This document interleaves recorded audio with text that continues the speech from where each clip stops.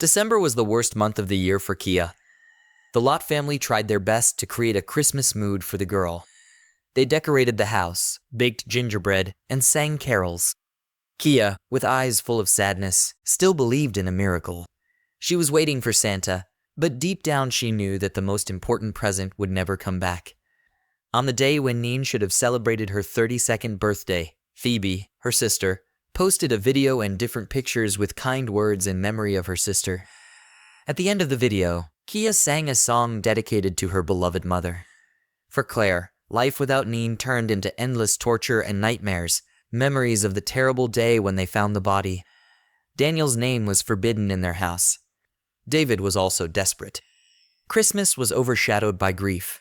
He did not stop talking about how much they all missed Nadine, her laughter, humor, and cheerfulness. On January 14, 2020, Daniel was to appear in the Lower Hill Court. Without leaving his cell, he joined the video call. His lawyer, Ann Moore, demanded a psychiatric examination, which was approved by Judge David Kennedy. On the same day, Daniel was charged with murder. He pleaded guilty, claiming that he was intoxicated and did not realize what he was doing. According to him, on that fateful night, he used illegal substances, took 2 pills of unknown origin, and drank 350 milliliters of rum. Daniel's trial took place at the Criminal Court Building, chaired by Judge Michael Magram. 7 men and 5 women were chosen as the jury. Prosecutor John O. Kelly stated that he had incontrovertible evidence of Daniel's excessive cruelty. He inflicted on Nadine, with the exception of 2 days when the jury was watching a video interview with Daniel, was present in the courtroom for all 3 weeks of the trial. She preferred to spend those 2 days at home with her granddaughter, Kia. Daniel never apologized to Claire and Nadine's family for what he did. Claire was disgusted. Daniel's demonstrative kisses with his mother before he was taken to the cell seemed fake and pretentious to her.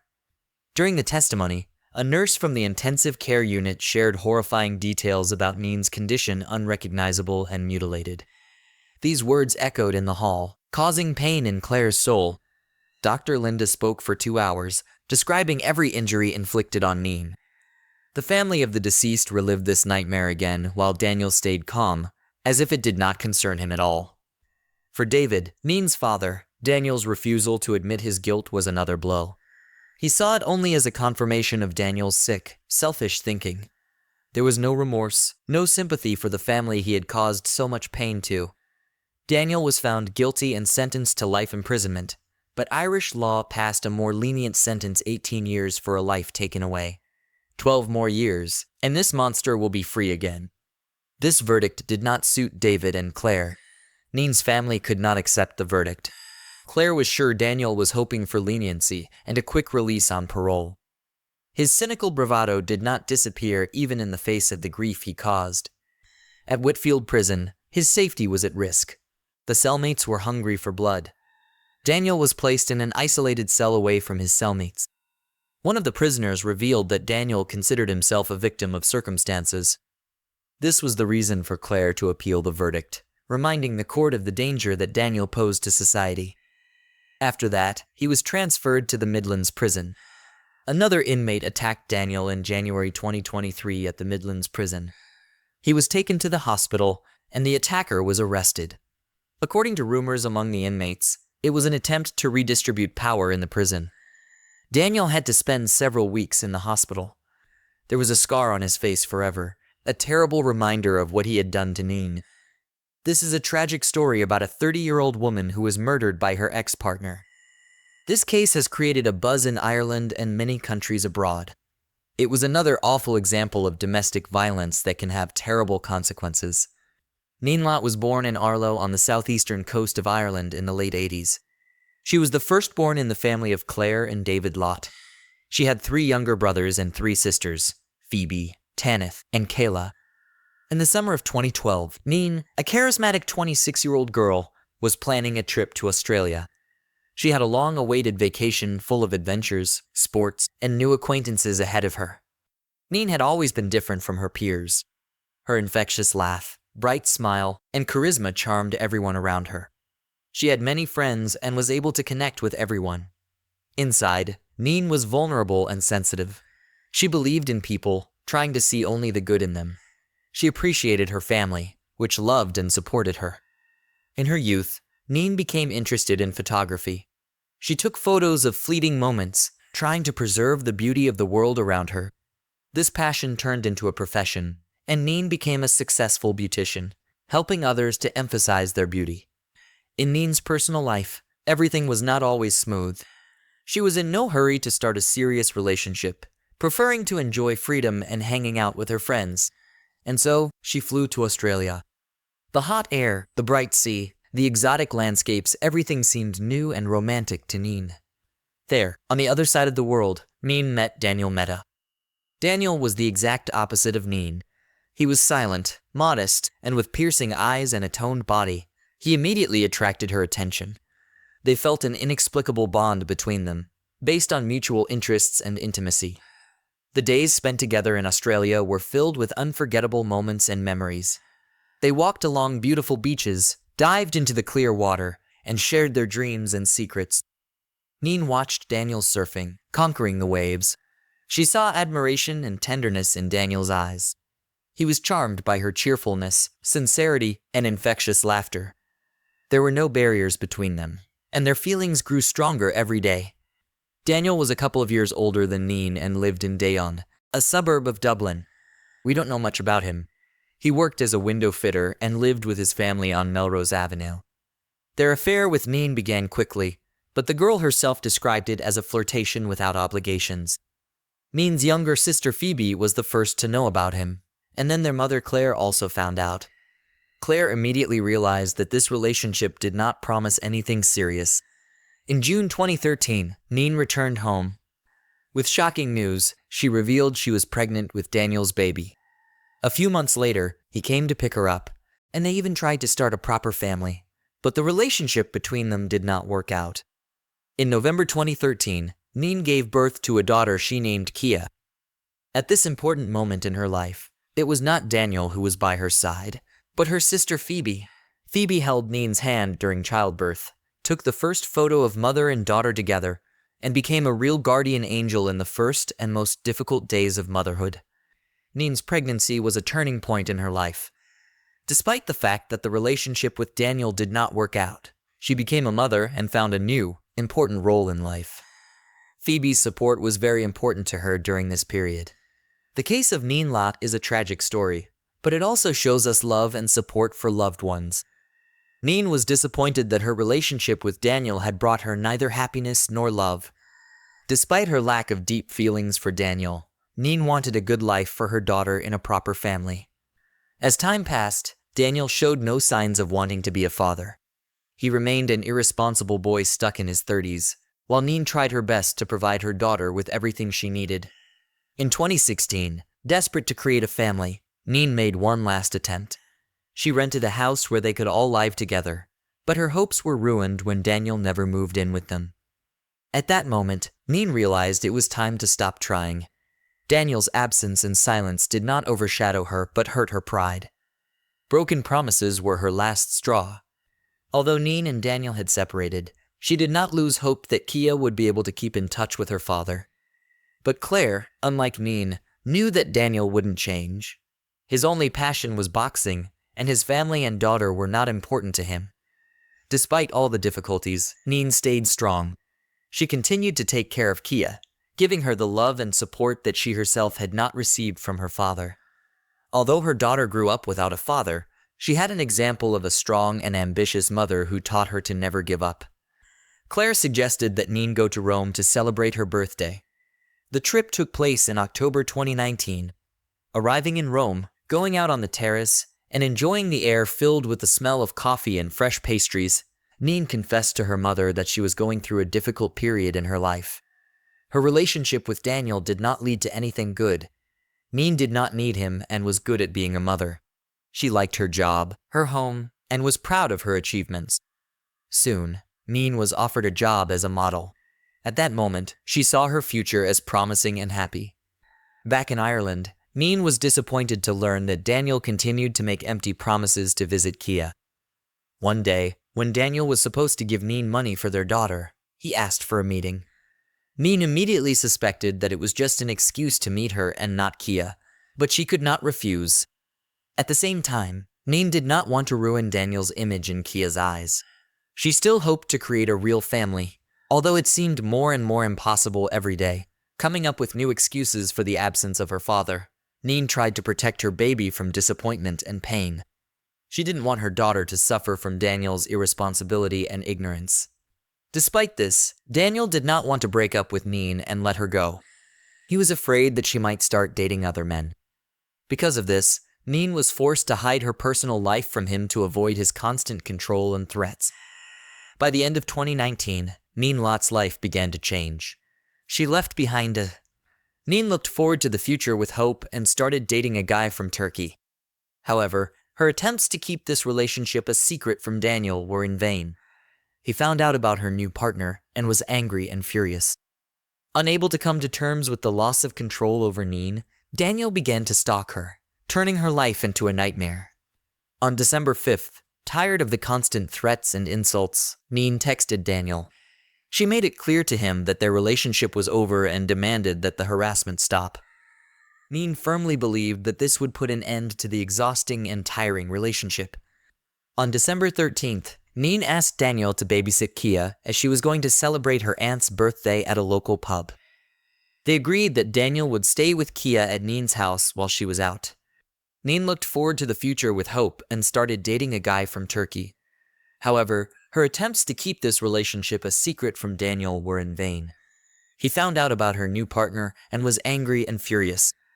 Unable to come to terms with the loss of control over Nadine, Daniel began to stalk her, turning her life into a nightmare. On December 5th, tired of the constant threats and insults, Nadine texted Daniel. She made it clear to him that their relationship was over and demanded that the harassment stop. Nadine firmly believed that this would put an end to the exhausting and tiring relationship. On December 13th, Nadine asked Daniel to babysit Kia as she was going to celebrate her aunt's birthday at a local pub. They agreed that Daniel would stay with Kia at Nadine's house while she spent time with her family. Daniel and Nadine lived in different cities. Daniel lived in Kildare and Nadine lived in Wicklow. On the night of December 14th, Daniel called Nadine several times at 12:57 am and at 1:26 am, but there was no answer. He eventually sent her a message asking her to come back soon. After Nadine returned home, she quickly changed her clothes, but what happened next remains unclear. However, we know that Daniel attacked Nadine and scared her 6-year-old daughter, Kia. One of the neighbors, Ayla Klinovich, heard the noise and screams, went to the house, and saw the open door to Nadine's apartment with the light on. She decided to check what was going on. At the doorstep, she saw Nadine lying on the floor in the hallway and Daniel leaning over her with an expression full of rage and panic. Amila, trembling with horror, rushed back to her apartment. She immediately called Nadine's family to tell the truth. Claire, hearing the story, turned cold. A whirlwind of thoughts raced through her head. She had a bad feeling about it. What happened to Nadine? At this time, Daniel, vicious with rage, drove away from the crime scene in his Volvo, leaving behind a swirl of dust and the smell of blood. When scared Claire burst into Nadine's apartment, a terrible picture appeared before her. Blood splatters like artist strokes were on the walls of the hallway. The broken glass and mirrors were like blades reflecting the horror of what had happened, but it was just the beginning. At 9:50 am, Claire, Phoebe, and Kyle entered the kitchen and let out an inhuman scream. Nadine's lifeless body lay before their eyes, all torn and lifeless. At the same moment, about 20 miles away from the scene in the town of Lar, Daniel crashed the car he was driving into a ditch. He got off with only scratches. John Becken witnessed this terrible picture: headlights, broken glass, a lone car lying in a ditch. His first thought was that the driver was drunk after a Christmas party, but as he got closer, John was surprised because the car was empty. Suddenly, Daniel came out of the fog. His eyes were blank, he was shaking, and his clothes were covered in blood. He confessed to the witness in a voice full of despair that he committed the crime. Soon, an ambulance took Daniel to the hospital. He didn't stop muttering that he loved Nadine, as if he was praying for forgiveness. At that time, Nadine's apartment was in chaos. Entering the doorway, 4 paramedics and 2 police officers felt the thick smell of blood. The walls and furniture were smeared with it. One of the paramedics, Ian Clark, was struck by the destruction in the apartment: broken dishes, Broken glass, bloody footprints, everything proved that a brutal crime had happened there. Phoebe and Kyle tried to resuscitate Neen, but their efforts were in vain. She was unconscious and her body was completely unrecognizable. An ambulance took Neen to St. Vincent's Hospital, where she was placed in the intensive care unit. At 10:58 am, doctors registered severe injuries to Neen's head, neck, and chest. They were worried about her condition, especially after they found 64 injuries on her body, the origin of which remained unclear. Neen received multiple blood transfusions, but her critical condition remained stable. Claire didn't give up. She stubbornly hoped that Neen would come home. She remained in the hospital. Claire took some of Neen's and Kia's things with her, including photographs, perfumes, and toys, trying to surround Neen with care and support. Although at that moment Claire had no idea what else she would have to face, she believed that all these little things would bring Neen comfort when she came to her senses. Yes, it would be a long and painful journey, but Claire was ready to go through it with her daughter. Despite the doctor's predictions, Claire believed that Neen would survive, that love and care would help her overcome any difficulties. On December 16th, while Neen was fighting for her life, Daniel was scheduled to appear in court. The court decided to place him in custody pending further trials. That afternoon, Claire accompanied her daughter for a follow-up examination of the cerebral cortex. She prayed that Neen would be able to find the strength to survive. Unfortunately, on December 17th, between 3:15 and 3:16 p.m., Neen took her last breath without regaining consciousness. The most severe injuries were incompatible with life. Dean McCarthy of the Irish police called this violent crime one of the most brutal he has ever seen. Dr. Linda Mogan, the chief state pathologist, performed Neen's autopsy at the city funeral home on December 18th. After that, Claire was left alone with many thoughts, unable to find answers to her questions about the reasons for what happened. The next day, Daniel described the details of the attack on Neen. He recounted how he punched her and used the cord from a charger to strangle her. First, he grabbed Neen and hit her on the head. Neen tried to resist, but Daniel continued to beat her with his fists, kicked her, stabbed her, and strangled her with the cord. Kia screamed, begging her father to stop and not hurt her, not to take her mother's life, but her pleas were not heard. Neen desperately resisted, but Daniel was stronger. He continued the beating until morning. A funeral service was held for Neen on December 22nd at St. Mary and Peter's Church in Arklow, her hometown. More than 1,000 people came to say goodbye to her. The church was packed, and several hundred people watched the ceremony via live broadcast. 6 people carefully carried the snow-white coffin in which young and beautiful Neen lay, as if she were asleep in the arms of eternal rest. Scarlet velvet roses, spread out in the last dance, surrounded the altar. Neen's mother, Claire, sat in the front row, trying to hold back her tears. There was love and admiration for her daughter in her eyes. Nearby, relatives and friends were grieving, clutching handkerchiefs and not hiding their tears. David, Neen's father, came to the altar with a tremor in his voice and tear-stained eyes full of sorrow. Carefully, as if afraid to break it, he placed one of Neen's handbags next to the coffin, elegant and charming like Neen herself. He remembered how she could turn any object into a fashion accessory that would emphasize her unique beauty. Kyle, a family friend, held a photo in his trembling hands. It showed Neen and Kia, beaming and hugging like best friends. Kia, with eyes full of confusion and grief, clung to her mother's coffin, not realizing the whole tragedy. Neen's sister, Phoebe, barely holding back her sobs, brought a pair of shoes to the altar, the same ones Neen was supposed to dance in at the prom. Tanith, a close friend, carefully placed a photo album that included priceless memories of carefree days, fun parties, and Neen's bright smile, which will forever remain in their hearts. Priest Michael Moore, whose face expressed sincere empathy, began the ceremony. His words about eternal life and hope sounded like balm for the wounds of the mourners. He asked Neen's friends to lead an honest and decent life to honor her memory. At the most touching moment, Priest Michael turned to little Kia and expressed his gratitude for the joy she gave Neen, hoping her future would be filled with care and love. He promised that they would all be Kia's guardian angels, protecting her from bad things. Phoebe and Tanith, without holding back tears, said their last words, grieving the loss of their beloved sister. Their hearts were broken. The ceremony was over, and to the sound of funeral music, Neen's coffin was buried in the San Gabriel Cemetery. Neen's loved ones said goodbye to her, leaving her soul to rest in peace. In memory of Neen and to help Kia, who was left without the support of parents, the Neen Lott Charity Fund was created.